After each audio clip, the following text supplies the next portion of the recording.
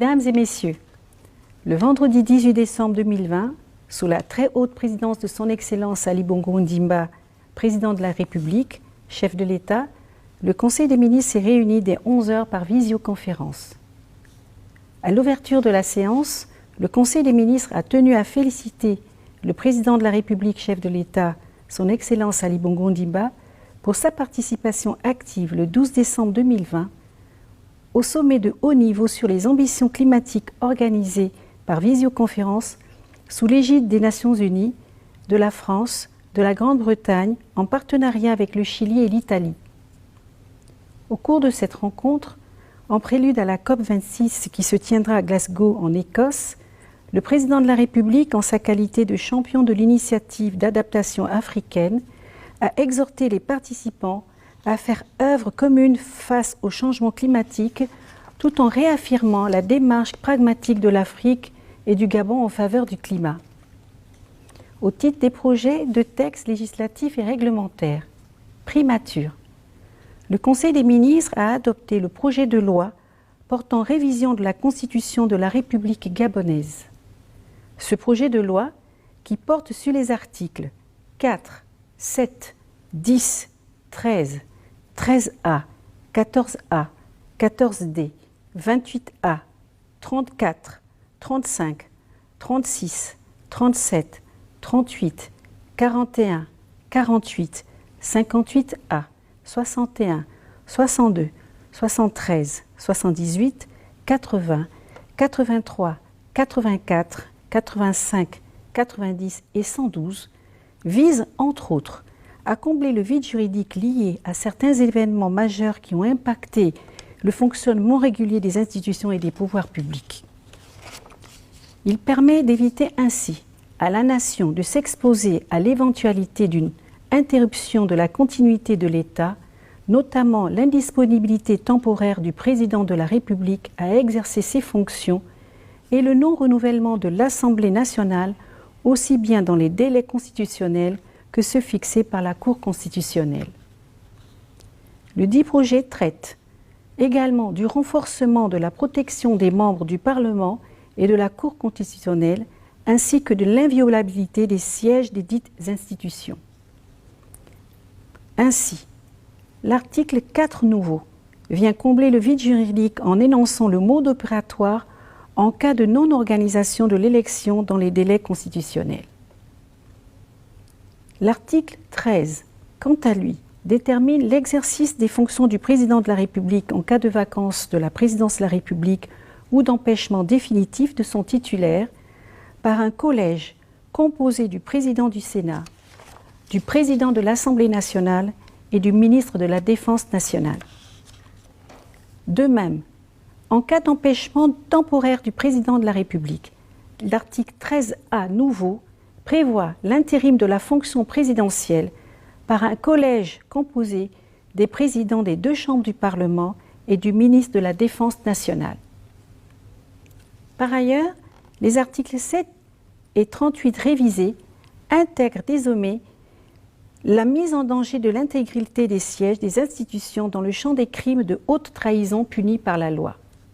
Pour ce qui concerne le Parlement, l'article 35 nouveau définit les deux modes de désignation des sénateurs élus, pour une partie au suffrage universel indirect et pour l'autre partie nommés par le président de la République. Le fonctionnement des deux chambres du Parlement est régi par les articles 41 et 48, lesquels consacrent la réorganisation des travaux en une session unique par an, du premier jour ouvrable du mois d'octobre au dernier jour ouvrable du mois de juin, et non plus de 2 sessions comme actuellement, pour des raisons d'efficacité et de renforcement des prérogatives du législateur. En matière commerciale, le présent projet de loi fixe également, à travers l'article 73 nouveau, les compétences dévolues à la Cour de cassation. Concernant les cas de violation du serment, de haute trahison et pour les faits commis dans l'exercice ou à l'occasion de l'exercice de ses fonctions, l'article 78 nouveau énonce les dispositions prévues pour le président de la République et dispose que la Haute Cour de justice juge le président de la République en cas de violation du serment, de haute trahison pour les faits commis dans l'exercice ou à l'occasion de l'exercice de ses fonctions. Au titre de l'article indiqué, le président de la République est mis en accusation par l'Assemblée nationale et le Sénat, statuant par un vote identique au scrutin public et à la majorité des 2/3 des membres les composant. Pendant l'intercession, le décret de convocation du Parlement sera exceptionnellement pris par le Premier ministre. Aussi, le président de la République qui a cessé d'exercer ses fonctions ne peut-il être mis en cause, poursuivi, recherché, arrêté, détenu ou jugé pour les actes et les faits prévus à l'alinéa 2 ci-dessus. Enfin, le texte indiqué redonne à la Cour constitutionnelle, à travers l'article 84 nouveau, la compétence exercée en matière de contrôle de conformité des actes réglementaires censés porter atteinte aux droits fondamentaux de la personne humaine et aux libertés publiques. Ministère de l'Emploi, de la Fonction publique, du Travail et de la Formation professionnelle, porte-parole du gouvernement.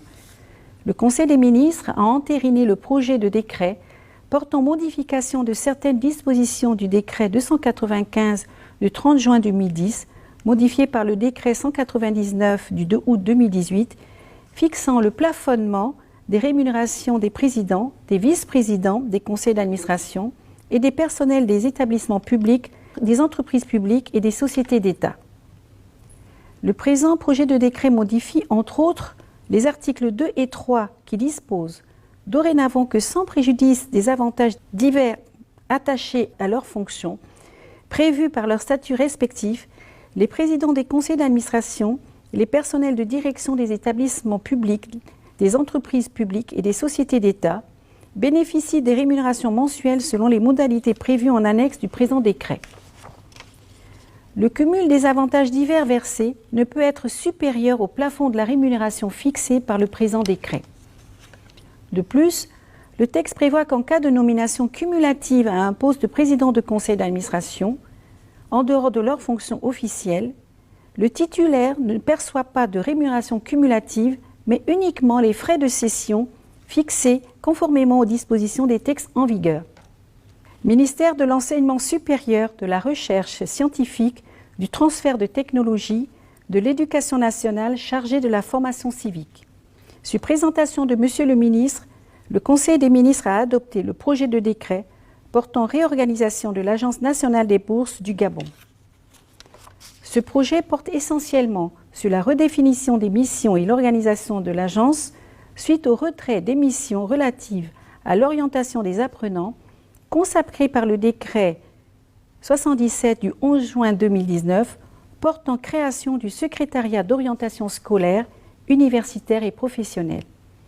Aussi, au titre du présent projet, la commission technique des bourses constitue-t-elle dorénavant un organe à part entière de l'agence et à ce titre, l'Agence nationale de bourse du Gabon comprend le conseil d'administration, la direction générale, l'agence comptable, la commission technique des bourses.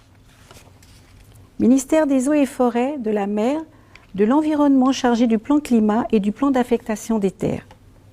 Le Conseil des ministres a entériné le projet de loi portant modification et suppression de certaines dispositions de la loi 3/2007 du 27 août 2007 relative aux parcs nationaux. Le présent projet de texte a pour objectif de poser les bases d'une politique environnementale au service des populations. Il redéfinit le champ des activités, les limites et les modes d'administration des parcs nationaux en consacrant les droits d'usage coutumier des parcs nationaux, les droits d'usage coutumier et économique des populations vivant traditionnellement dans ou aux abords des parcs nationaux.